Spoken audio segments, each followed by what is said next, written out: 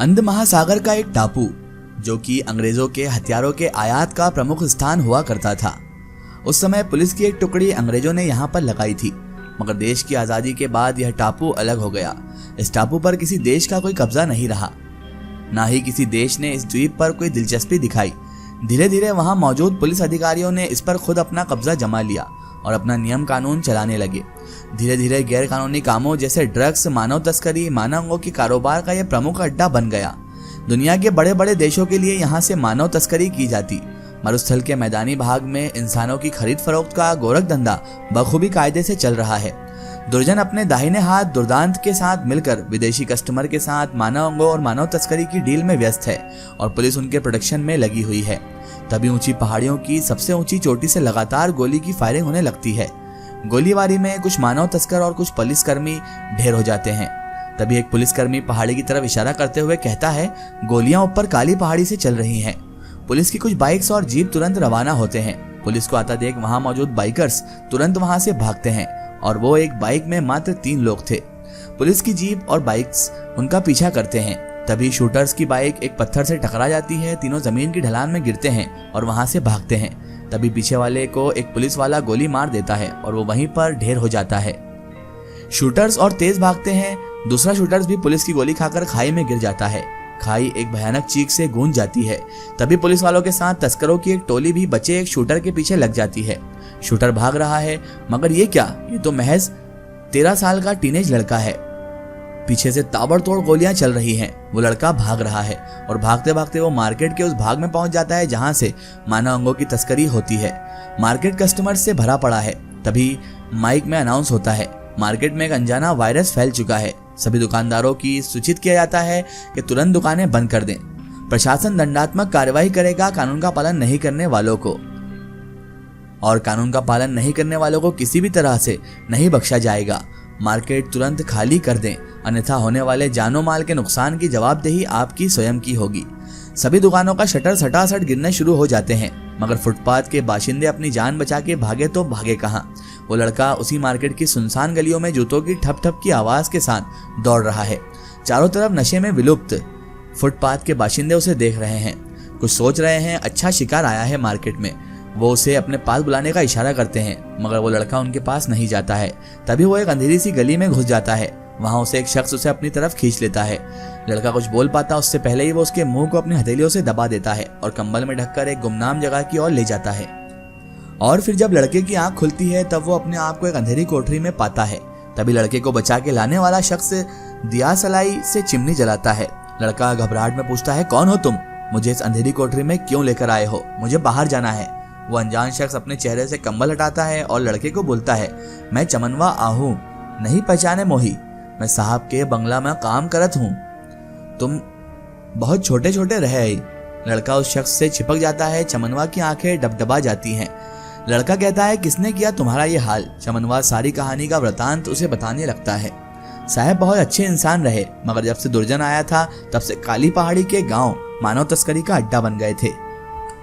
उस दिन चंडी माता की मंदिर में काली पूजा हो रही थी। पूजा के समय जब माता रानी की माला आपके गले में पड़ी थी तब से सब गांव वालन का भरोसा हो ही गया था कि हमारा तारणाहार अवरित हो ही गयो है, मगर दुर्जनवा से यह देखा नहीं गवा।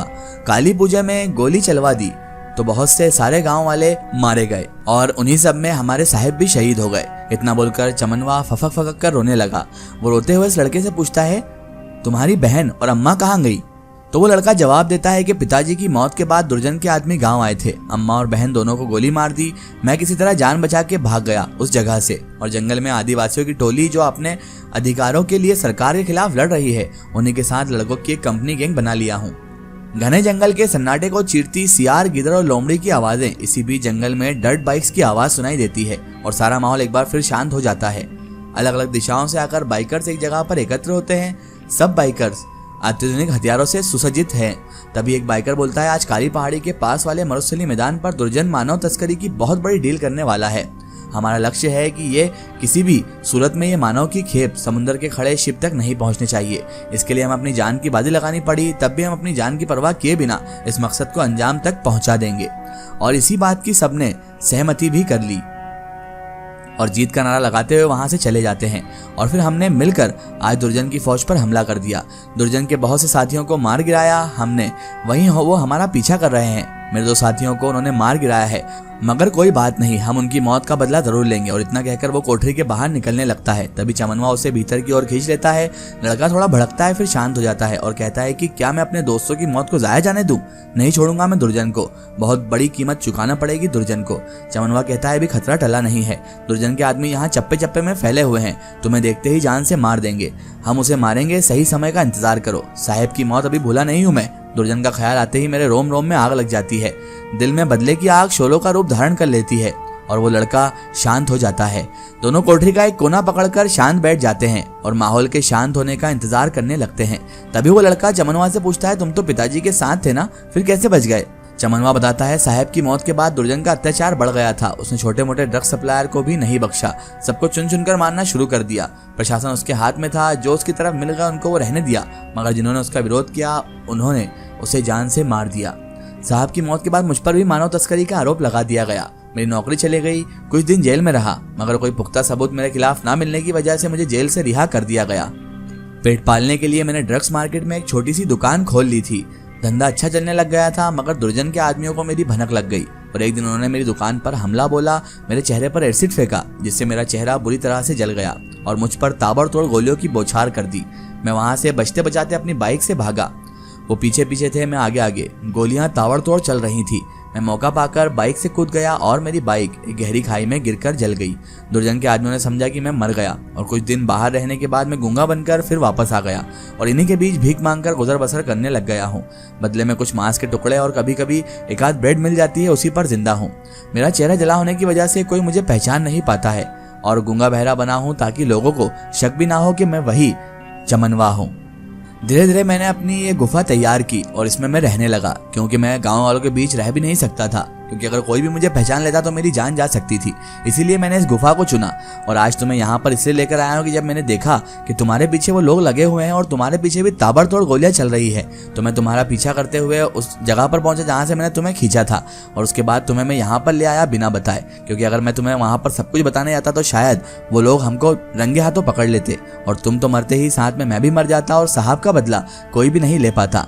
हमें हमारे साहब का बदला लेना है, चाहे कुछ भी हो जाए, चाहे मेरी जान चली जाए, लेकिन साहब आपको मिलकर हमारे बड़े साहब का बदला उस दुर्जन से लेना है, वरना इस दुनिया में पाप की जीत हो जाएगी और पुण्य हार जाएगा। उसने पाप किया है और साहब को जान से मार दिया है, वो भी बिना किसी वजह के।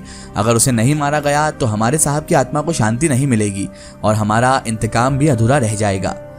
जैसे ही वो लड़का उसकी बात सुनता है तो उसके अंदर भी जोश भर जाता है और कहता है कि ठीक है, आप जैसा कहेंगे मैं वैसा करूंगा, लेकिन मैं ज़्यादा इंतज़ार नहीं कर सकता। मुझे अपने बाबा के साथ साथ अपने दोस्तों की मौत का भी बदला दुर्जन से लेना है, मैं उसे जिंदा नहीं छोड़ूंगा। इसके बाद चमनवा उसे आगे का प्लान बताता है। इसका एक स्टोरी हम देखेंगे इसके अगले पार्ट में।